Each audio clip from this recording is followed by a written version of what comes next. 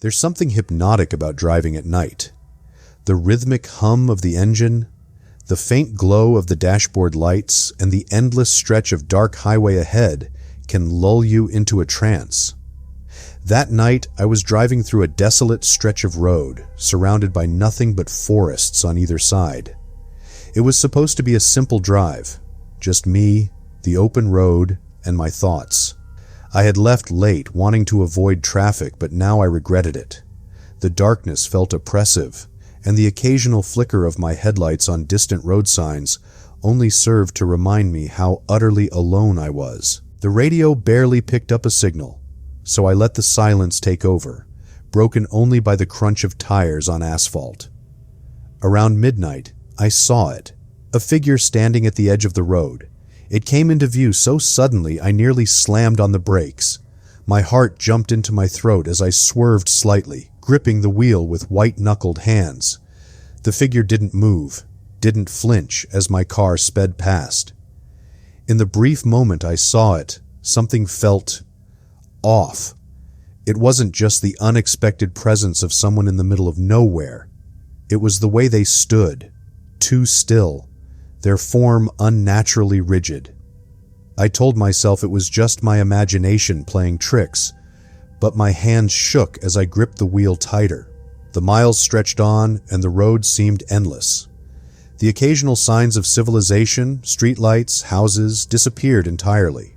My headlights carved out a narrow tunnel of visibility, and the dark pressed in on all sides. Then, the figure appeared again. This time it was standing in the middle of the road. I slammed on the brakes, my tires screeching against the pavement. The figure stood motionless in the high beams, its head tilted slightly, as if watching me. I honked the horn, but it didn't react. Its features were hard to make out. A pale, gaunt face, dark, hollow eyes, and long, thin arms hanging limply at its sides. My stomach turned as I noticed its feet didn't touch the ground. It was floating, ever so slightly, swaying as though caught in an unseen breeze. Panic set in. I shifted into reverse and backed up, my headlights illuminating the figure until it disappeared into the darkness. When I couldn't see it anymore, I shifted back into drive and sped off, my heart pounding like a drum. I tried to convince myself it was a hallucination. Maybe I was tired or stressed, but the fear in my chest refused to fade. Every shadow on the road seemed to move. Every flicker of light became a pair of eyes watching me. A few miles later, the car sputtered. "No, no, no," I muttered, hitting the steering wheel as the engine stalled. I coasted to the side of the road, the silence of the forest swallowing me whole. The headlights remained on, casting their beam into the empty road ahead. I sat there, trying to start the car when I saw movement in the distance. My breath caught as the figure emerged from the shadows, stepping into the light. It moved slowly, unnaturally, its limbs bending in ways that made my skin crawl. Its hollow eyes fixed on me, and it began to glide toward the car. I locked the doors and scrambled for my phone, but there was no signal.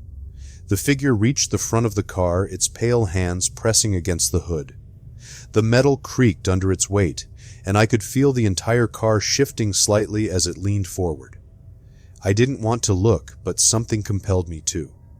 Slowly, I raised my eyes to the windshield. It was there, staring at me.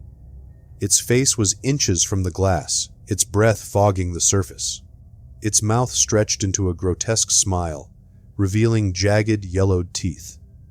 I screamed, slamming my fists against the horn, but the sound didn't faze it. Instead, it pressed its face closer, its empty eyes boring into mine. Suddenly, the car roared to life. The headlights flickered, the engine revved, and the figure vanished as if it had never been there. I didn't question it. I slammed my foot on the gas and drove as fast as I could. The forest blurred around me, and I didn't dare look in the rearview mirror. When I finally reached a gas station hours later, the attendant gave me a strange look as I stumbled inside, trembling and pale. "Rough night?" he asked, his tone casual.